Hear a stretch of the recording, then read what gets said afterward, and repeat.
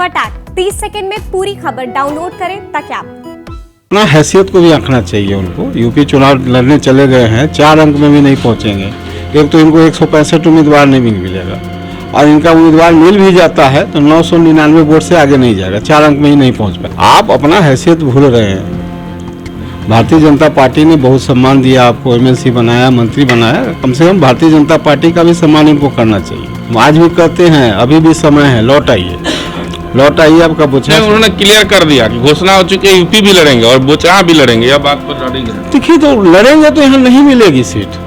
मैं बोल रहा हूँ क्लियर, कहीं से कोई उसमें इफ वट नहीं है।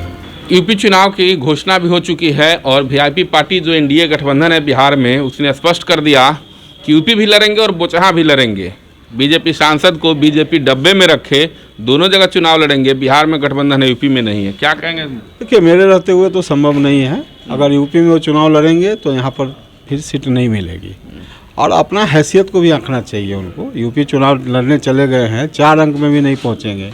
एक तो इनको 165 उम्मीदवार नहीं मिलेगा, और इनका उम्मीदवार मिल भी जाता है तो 999 वोट से आगे नहीं जाएगा, 4 अंक में ही नहीं पहुँच पाएगा। व्यक्तिगत हमला भी हो रहा है कि सांसद निषाद के पुत्र हैं इसलिए सांसद बन गए, उनको अनुकंपा पर हैं, हम नहीं, ऐसा बोल रहे हैं। ये देखिए, राजनीति विरासत का अगर आंकड़ा देखिएगा तो चिराग पासवान भी आते हैं, तेजस्वी यादव भी आते हैं, राहुल गांधी भी आते हैं। इसकी बहुत लंबी चौड़ी लिस्ट है।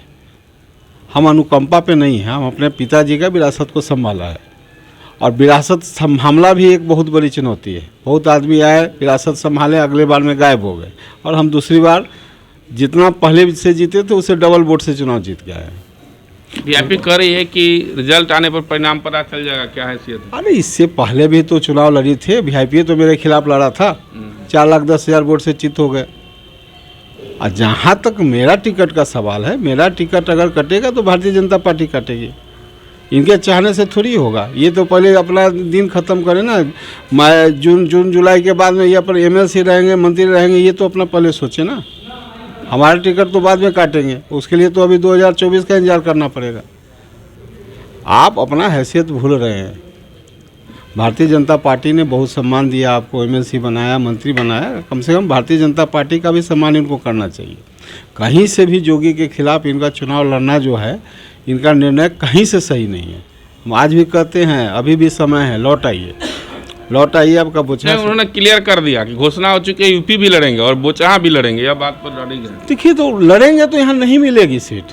मैं बोल रहा हूँ क्लियर, कहीं से कोई उसमें इफ वट नहीं है। अगर यूपी में चुनाव लड़ेंगे तो बोचहा में योगी का रास्ता रोकिएगा, यहाँ मैं आपका रास्ता रोकूंगा। स्पष्ट अजय निषाद ने क्लियर कर दिया। जी। तो आप देख सकते हैं, बीजेपी के सांसद हैं जो मुजफ्फरपुर के अजय निषाद, इन्होंने स्पष्ट कर दिया कि यदि यूपी लड़िएगा तो बोचहा नहीं लड़ने देंगे जब तक कि हैं।